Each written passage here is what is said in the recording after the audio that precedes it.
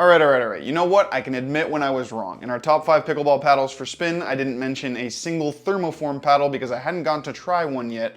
But now that I have, you guys are right. These things are insane.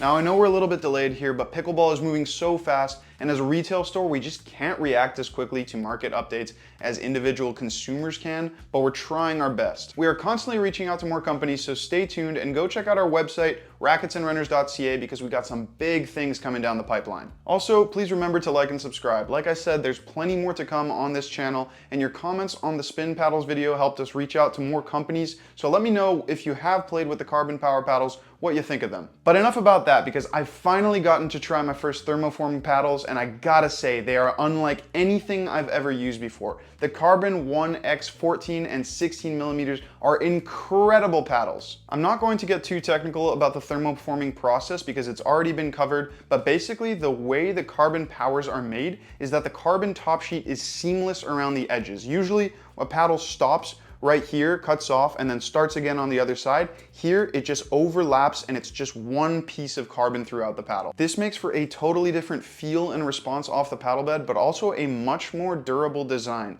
especially on the Carbon Powers. The carbon actually goes all the way down the handle. This is fantastic for durability because more traditional paddles actually have a seam between the transition point of the handle into the paddle face right around here, and that makes it one of the most vulnerable locations for breakage, and there have been some pretty well documented durability problems on other paddles, which you just won't have with the Carbon Powers. So yes, this style of paddle will revolutionize durability, that's for sure, but it also changes up feel dramatically, and it's unlike anything I've ever used, like I said. Obviously, this is the only thermoform paddle that I've used, but if they're all like this, it's going to revolutionize the game completely. I tested the CRBN1X 14 and 16 millimeter paddles because I prefer extended length paddles, but if you do prefer a more forgiving and snappier paddle, everything that I said about these will also apply to the CRBN2Xs, just in a slightly more forgiving and user-friendly package. The single most important thing to understand if you're interested in a Carbon Power is how they feel. It's a totally unique sensation and extremely positive in a lot of ways, but it also definitely took me some getting used to, especially on the 14 millimeter paddle. Because the carbon actually flows all the way down into the handle, your hand is making contact with the same material that the ball is making contact with farther up the paddle. That means that whatever vibrations and feedback the ball is doing up here, your hand is also feeling down here. Feeling vibrations is actually a good thing. It's what we call feedback. Good vibrations will let you know when you've done something well, and bad vibrations will let you know when you've made improper contact and that you should adjust it for the future. Because your hand is the connection between the balls pocketing up here and your brain, having this much of the feedback go all the way down the handle gives you a sensation of connectedness that I just haven't felt with any other paddle up until this point. It really is a fantastic sensation that admittedly is a little bit difficult to describe, but I think you get the gist of it. Having this good of feedback tells you exactly what to do and what not to do with the paddle's face, which is the most important thing for developing a connection to the paddle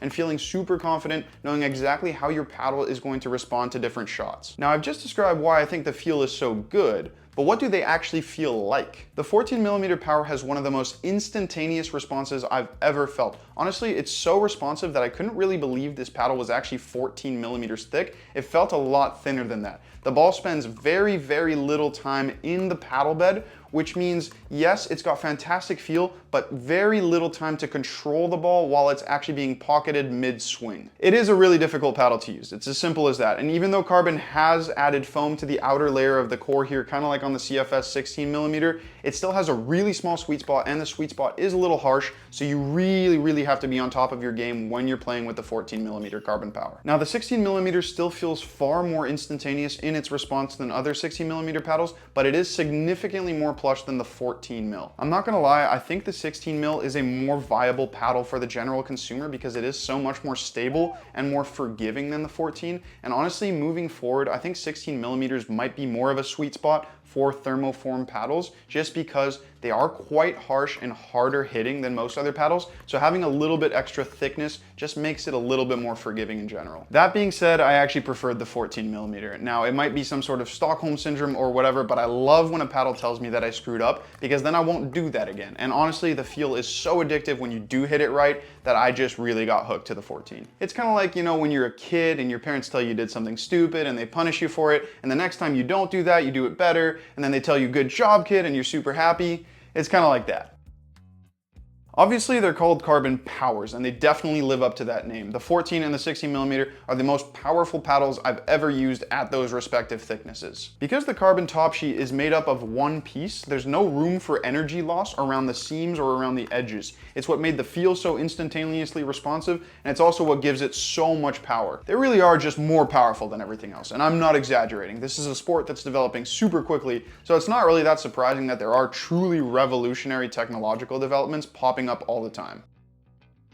Now this is where it gets interesting because the vibe around this review has been nothing but positive up until now, but that's going to change a little bit because these are the definition of what you gain in power, you lose in control. The 14mm in particular was very difficult to control. It kind of goes back to that slightly harsher and less forgiving feel, but also because it is so insanely powerful, you really have to be careful when trying to control the depth of your slower paced shots. The paddle is super launchy, the ball just wants to go, and for the first 10 minutes of my playtest, I was pretty much putting every single return either long or wide, which was really annoying me because I've developed certain tendencies on my return that work with normal paddles, but it just wasn't working with this one. I had to adapt, and I came to appreciate the easy depth that I did get with the 14mm on my return, but even at the end of my playtest, I still wasn't super confident in hitting the return that I wanted to hit. That lack of control was most obvious on the return because it's a shot that I consider a pretty big weapon in my game, so having that weapon kind of neutralize really hurt me, but I also noticed it on slower paced shots like dinking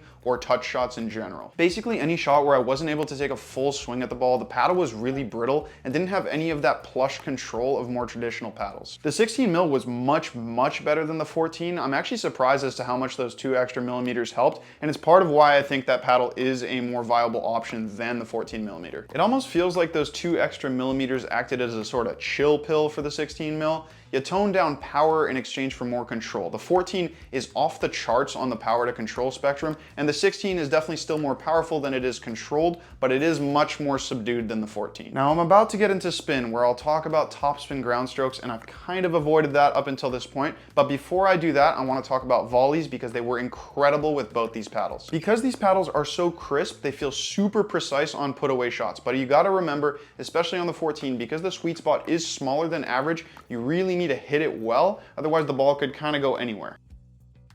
I haven't really talked about spin up until this point, but it is these paddles' X factor, and honestly, it's kind of what makes them the best performing paddles on the market today, at least when you're considering everything except for pure soft touch. I can really only describe their spin as otherworldly, and again, I'm not exaggerating. I really didn't think it was possible to have this much spin potential and this much spin variety on a pickleball paddle. It's the closest thing I've ever felt to a tennis racket, and honestly, it's revolutionary, simple as that. If all thermoform paddles are this spin friendly, then I can pretty confidently say that thermoform paddles are as revolutionary to pickleball as polyester strings were to tennis back in the early 2000s. I noticed it on the very first serve. I mean, literally, the ball bounced up on my opponent and he just stood there kind of dumbfounded like, what? How? And then from my perspective on the other side of the court, I'd never seen a ball have that much of an arc. Obviously, the grittiness of the Toray T700 carbon top sheet helps with spin production, but I'm 99% sure that this insane spin production is down to the thermoforming and how it maintains so much energy when the ball is on contact.